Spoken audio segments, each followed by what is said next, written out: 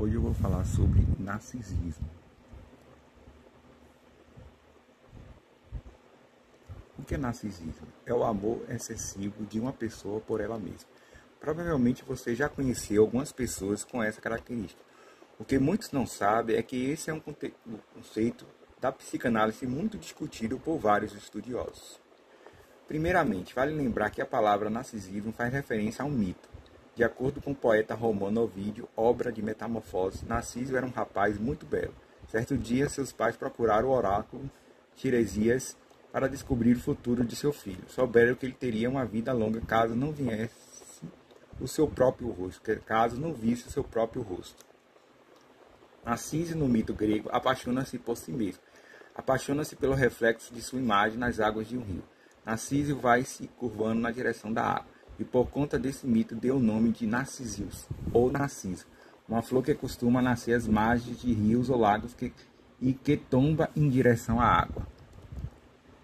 Não é um processo ingênuo, porque ele cobra um preço ácido. Narciso morre afogado como consequência do amor desmedido por si mesmo. Essa morte pode ser vista também como uma morte metafórica, para definir o conceito de narcisismo quando fixamos apenas em nossa verdade. Morremos para o mundo e para as novas descobertas. O ego fortalecido versus o ego narcisístico.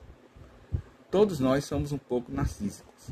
Isto é importante porque o ego precisa criar defesa ao organismo e à vida psíquica do ser. É uma forma de defesa, uma forma de delimitarmos frente ao mundo externo e aos outros. Sem a ação do ego, a nossa autocrença de que somos distintos das outras pessoas e do mundo, a psique poderia se perder em uma indistinção potencializada à esquizofrênica. A questão é que o ego fortalecido, sem um narcisismo exagerado, terá um fundo de desconfiança sobre si mesmo. Buscará outros conhecimentos, avaliará os fatos por diversas perspectivas. Saberá sobre si o suficiente para se amar, mas sem que isso se torne fechar-se. Estará aberto a ouvir e conviver com o outro. Enquanto o ego fragilizado representaria o narcisismo exagerado, que fecharia o sujeito em si mesmo e varia o outro como ameaça.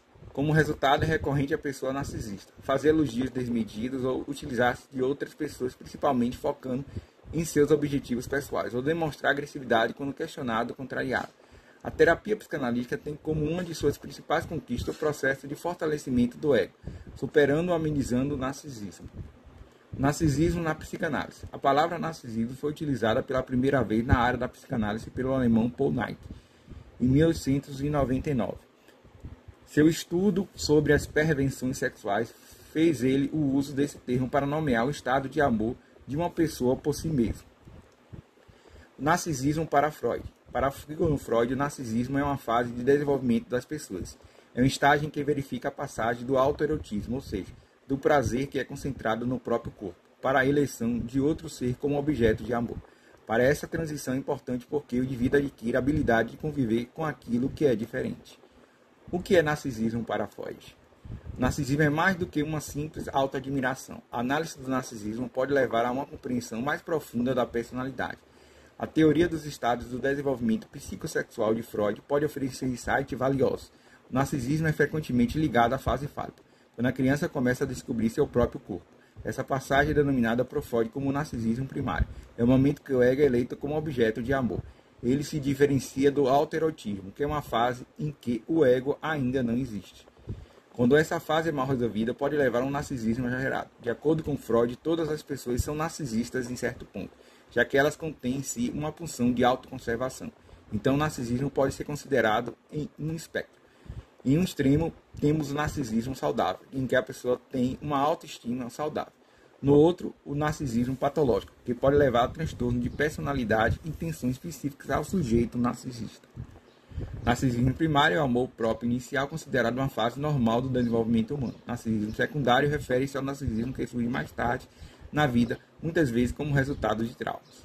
Narcisismo para Klein. A austríaca Melanie Klein apresenta uma outra noção de narcisismo primário. De acordo com as suas ideias, o bebê já internaliza o objeto nas fases correspondentes ao narcisismo e ao autoerotismo. Dessa forma, ela discorda da ideia de Freud, de que existem estágios que não há relação de objeto. Para Klein, desde o início, o bebê já estabelece relações de afeto a pessoas e a coisas externas. Para Klein, o narcisismo seria um instinto destrutivo. O interesse narcisista representaria uma agressão dirigida ao objeto. Assim, a renúncia desse interesse constitui uma manifestação de amor e de proteção. O narcisismo para Hofer.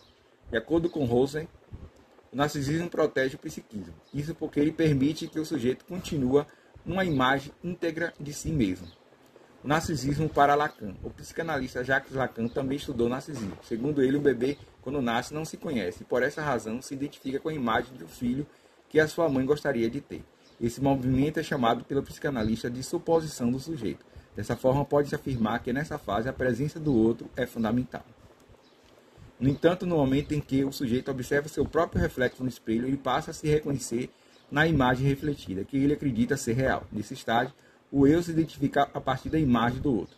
Pode-se afirmar que o estágio do espelho é uma simbologia narcisista, pois o sujeito se aliena em si mesmo. O narcisismo encontra patologia. Observa que praticamente todas as teorias acima entendem o narcisismo como uma patologia, mas como parte do desenvolvimento e diferenciação do ego. Algumas teorias, é verdade, irão pensar que em determinados graus e forma de manifestação, o narcisismo pode caracterizar-se como patológico, e sobre isso que falaremos agora. É importante não apontar que é um transtorno de personalidade narcisista. É um distúrbio em que uma pessoa tem uma ideia exagerada de sua própria importância. Veja algumas características. Pessoas que sofrem com esse problema geralmente acabam tendo dificuldade de se relacionar, já que elas mostram irritação quando são contrariadas ou questionadas, além também de se hipervalorizarem as suas opiniões. Pessoas narcisistas também demonstram incapacidade de se colocar no lugar de outra pessoa. Isso é, uma dificuldade de demonstrar empatia. Muitos teóricos afirmam haver tendência à depressão, além de que pessoas narcisistas podem desenvolver dependência de álcool ou drogas. Causa. Acredita que as causas desses distúrbios sejam tanto genéticas quanto ambientais. Ainda se entende que esse é um problema que pode ser passado de uma geração para outra. No entanto, também é possível afirmar que seus pais, que não sejam suficientemente bons, superprotegendo ou abandonando seus filhos, podem contribuir para que traços narcisistas se desenvolvam nele. Tratamento e a psicoterapia é a forma de tratamento mais recomendada para esse tipo de distúrbio. Normalmente, uma pessoa narcisista não irá procurar a ajuda de algum profissional por causa do seu transtorno, uma vez que ele teria dificuldade em identificar algum problema em seu comportamento. O que acaba os motivando a buscar o auxílio de um profissional são pessoas associadas ao narcisismo, como depressão, o luto pelo término de um relacionamento e a dependência das drogas, por exemplo. Pode-se afirmar que o tratamento é benéfico, pois ele ajuda a pessoa que tem distúrbio a entender como se relacionar melhor, além de auxiliar a entender os seus próprios sentimentos. Isso é o narcisismo.